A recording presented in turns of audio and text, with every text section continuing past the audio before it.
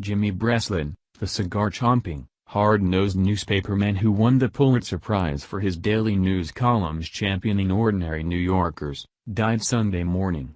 He was 88.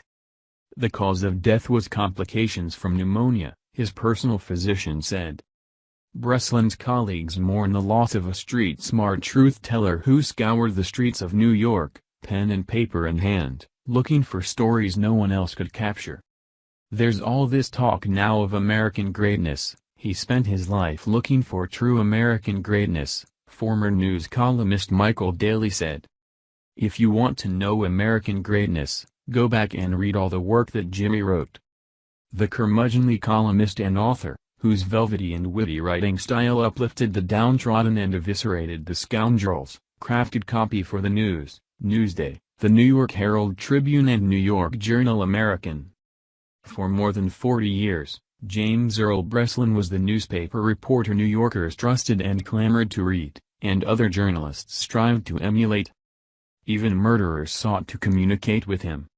In the summer of 1977, son of Sam serial killer David Berkowitz began corresponding with Breslin, writing from the gutters of NYC, which are filled with dog manure, vomit, stale wine, urine, and blood.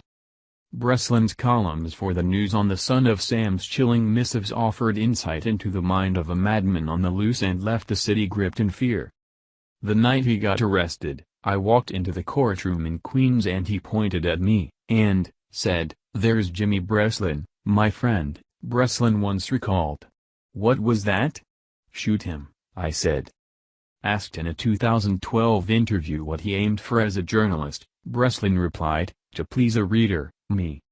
I didn't care about anybody else," Breslin said. "If I thought it was humorous, if it made me smile, I put it in. I wrote it in the paper and didn't care what anyone thought." Born during the Great Depression into a proud Irish-American family, Breslin was raised in Ozone Park, Queens. He attended Long Island University from 1948 to 1950. But his real education came in newsrooms filled with cigarette smoke and sometimes bawdy reporters and editors. While still in school, he landed his first job as a copy editor for the Long Island Press. He later became a sports writer for New York Journal American. In 1963, Breslin was hired as a news columnist for the New York Herald Tribune and quickly made his mark. He was sent to cover the funeral of President John F. Kennedy in November 1963, and found an angle that eluded other reporters. Breslin's story about Clifton Pollard, the man who dug the president's grave, is still one of the most talked about stories in journalism history, even used in J-school courses as a prime example of enterprise reporting.